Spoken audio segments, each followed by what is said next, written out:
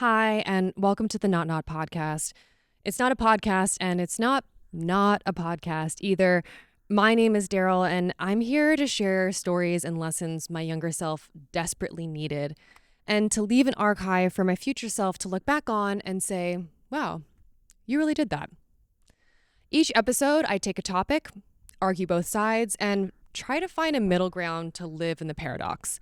And this week, we're taking a look at what it means to not be an empath, where we ask, what does it mean to be empathetic? And what it means to not be empathetic either. And what the difference is between enmeshment and empathy, and how to know the difference.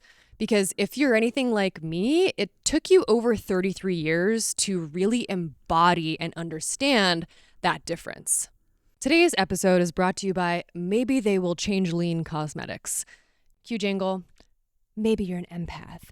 Maybe you're just enmeshed.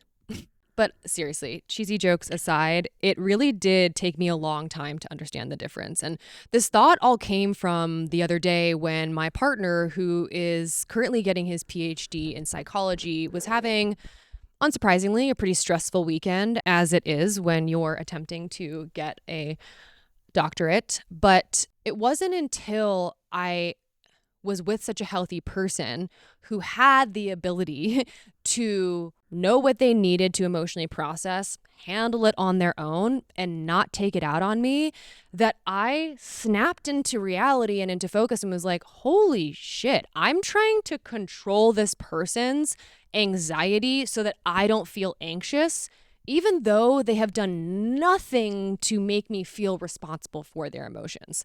This is just a phantom behavior left over from a fucked up past, right? And as a recovering empath, I can promise you that quote unquote superpower that forces you to control other people so that you have less anxiety is not heroic.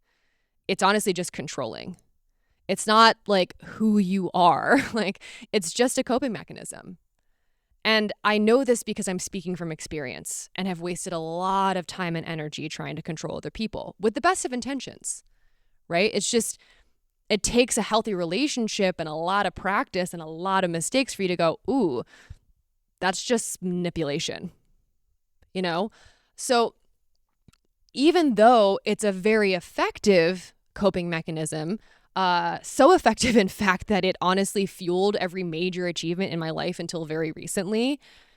You know, the inability to distinguish my feelings from another person's feelings was nothing to be proud of and did not make me special. Cue meme. I honestly thought I was some sort of like emotional psychic that could find the one person in the room at the party who felt left out, and only I could make them feel included. But in reality, I was just, again, trying to control their anxiety so that I didn't have to feel bad for them and appease the phantom anxiety my body was experiencing.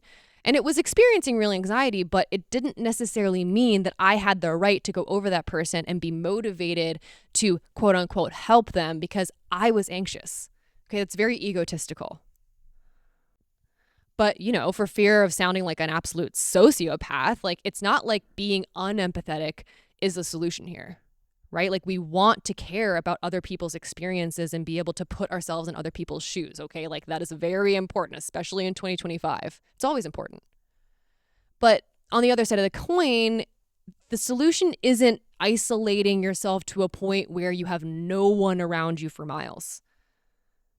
Okay, because it turns out if you were like me during COVID, you were binge watching Homestead Rescue and buying a bus for #van life and fantasizing about opting out of society, which is honestly just a symptom of burnout and lack of boundaries.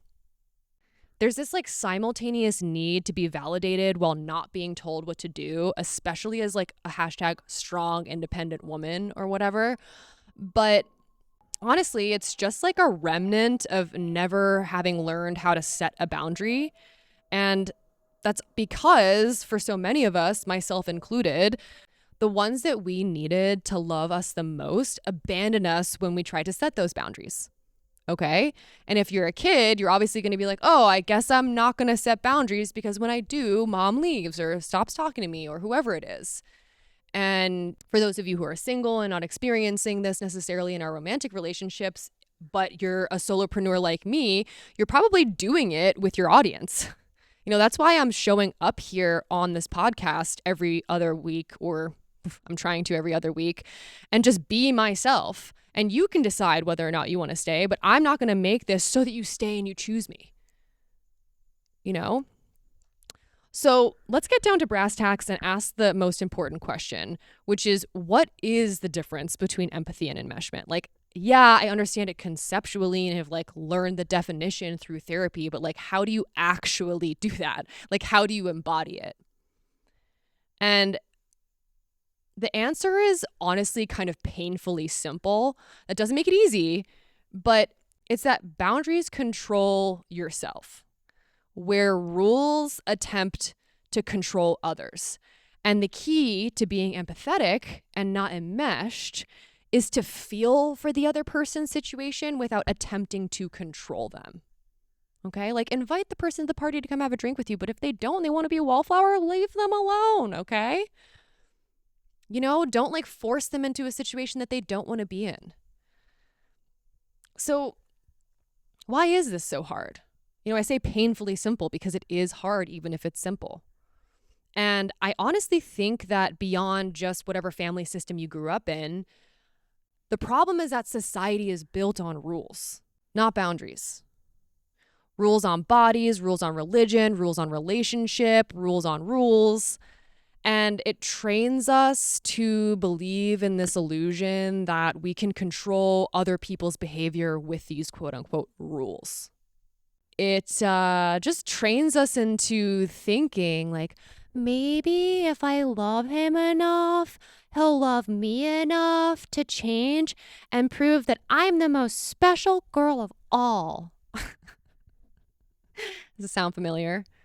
God, I can't tell you how many times that was what I was secretly thinking in all of the relationships that I was in, when in reality, I was pretending that I was I'm strong. I'm with people who are strong. I'm different than other girls. Ugh, gag me with a spoon. Because listen, Belle had Stockholm syndrome and Disney was grooming you.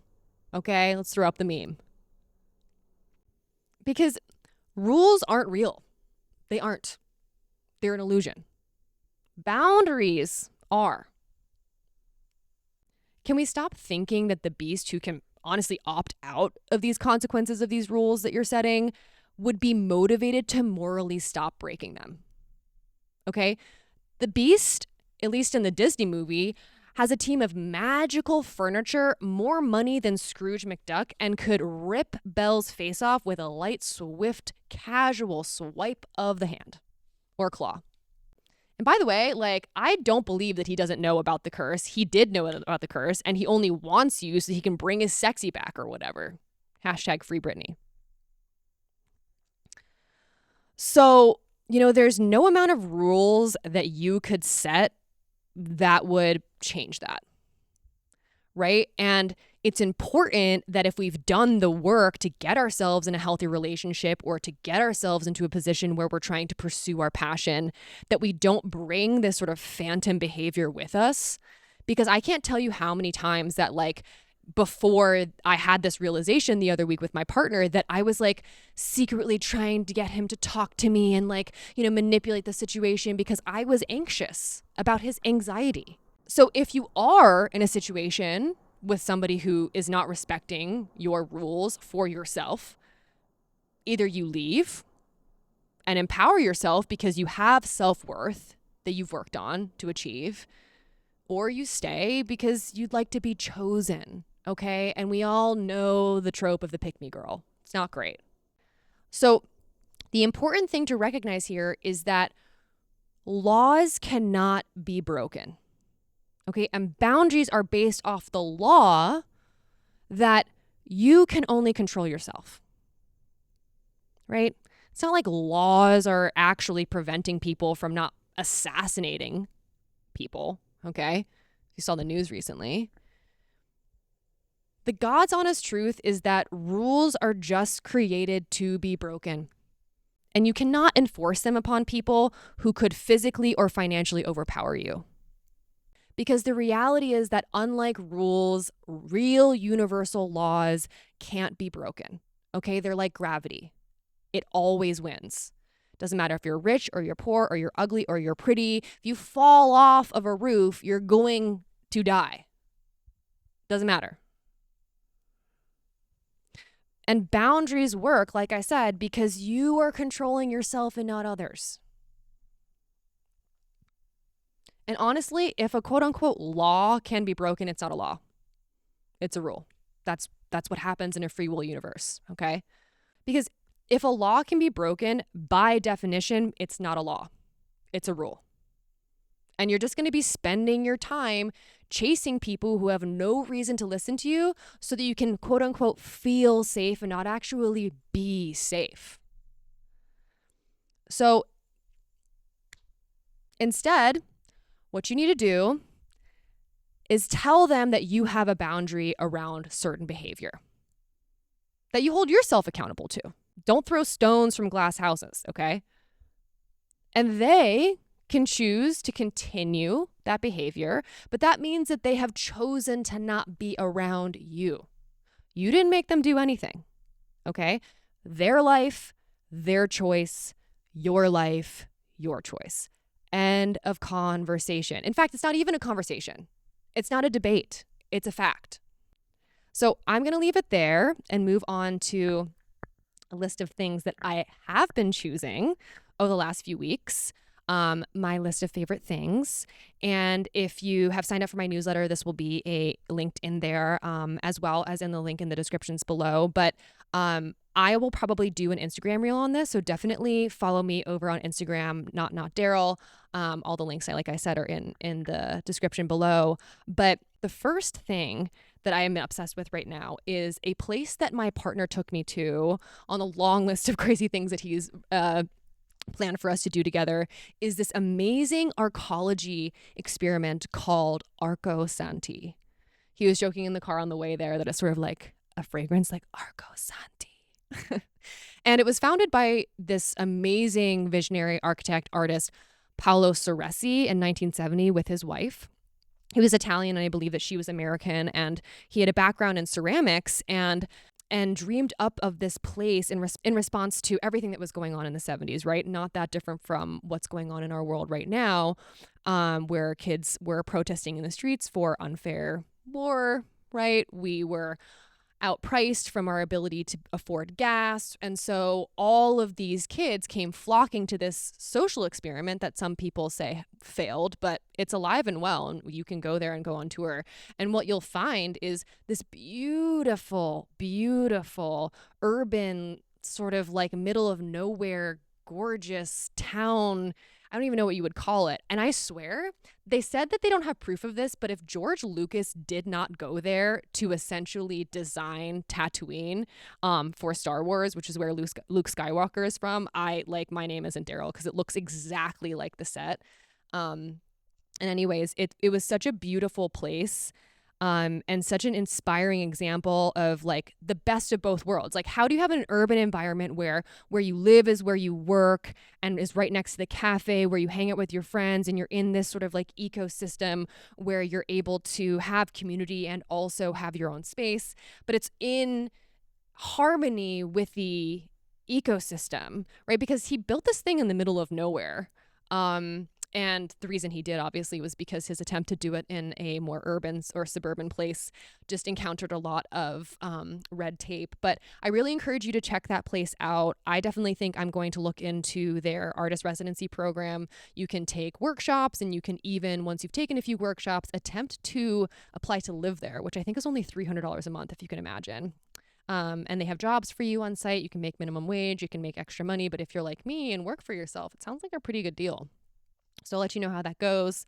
And then the other thing that I am currently unsure if I'm going to be obsessed with is the new Meta glasses. I know that they're not that new, but as somebody who really wants a lot of POV footage and loves being able to like listen to music, like I just was like looking at designer glasses and I was like, why am I going to spend like $500 on Tom Ford glasses that like don't record what I'm doing? And as somebody who's like obsessed with recording and documenting and archiving her life, like I'm really excited to see how it turns out, but it could just be a gimmick. So I'll give you guys a review when I do that. And last but not least is, after seeing them in concert live in Tempe, Arizona on our first night here in the AZ, I went to go see Clipse on their tour for their latest album. I really encourage you guys to listen to this music. Malice and Pusha T are obviously brothers, and Malice left the group a number of years ago to pursue his path as a pastor. But like at the end of the day, like they're still from the VA. And of course, Pharrell jumped on to produce the album, and it was absolutely incredible. I've got to look up who did the visuals for the live concert, because it was just that perfect mix of like actual hip hop culture where we're saying something deep. It's so, I mean, please don't get mad at me. I know that this is so cringe, but it really is true gangster energy and true manhood in this way that's just like the antithesis of Travis Scott. And yes, they do have beef with him, but like culturally, you know? And it's like, I know it's not as mainstream as their original album back in 2002, but it really is an incredible masterpiece of art and cultural, commentary. And I really encourage you guys to give that a listen. So that's it for this episode of Not Podcast. Thank you so much for listening. Like and comment, and let me know if you listened all the way through, because I want to thank you. See you next time.